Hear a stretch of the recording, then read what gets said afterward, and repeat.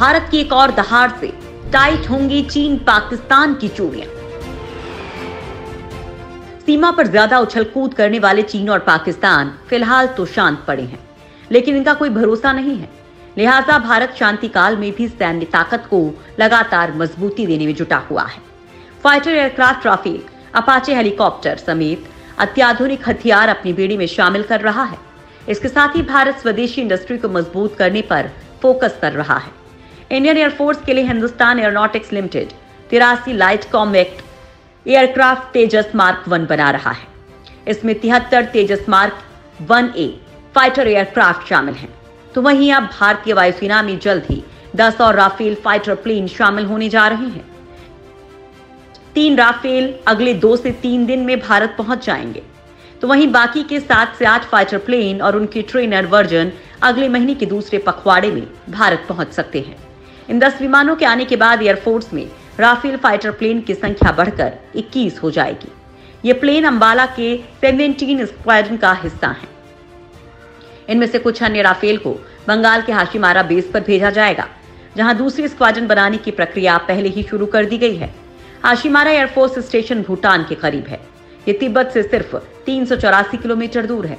भारत ने सितंबर 2016 में कुल 36 राफेल जेट के लिए फ्रांस से सौदा किया है। अप्रैल 2021 तक इस ऑर्डर के तहत आधे से ज्यादा राफेल की डिलीवरी पूरी हो जाएगी। राफेल ने उड़ा रखी है चीन पाकिस्तान की नींद। भारतीय वायुसेना के बेड़े में राफेल पिछले साल जुलाई अगस्त से शामिल करना शुरू किया गया था। इस लड़ाकू विमान के आने के तुरंत बाद ही इन्हें पूर्वी लद्दाख और दूसरे इलाकों में चाइना फ्रंट में पेट्रोलिंग में तैनात कर दिया गया था। Double engine Rafale jet ground attack, sea attack, air defence, nuclear strike सहित ढेरों खूबियों से लैस है। Fighter jet Rafale long range Meteor air to air missile carry करने की क्षमता रखता है। भारत इस जेट से अब पाकिस्तान और चीन को कड़ी टक्कर देने की स्थिति में है। यह हैमर मिसाइल से भी लैस है। भारत की ताकत में हुआ तगड़ा इजाफा।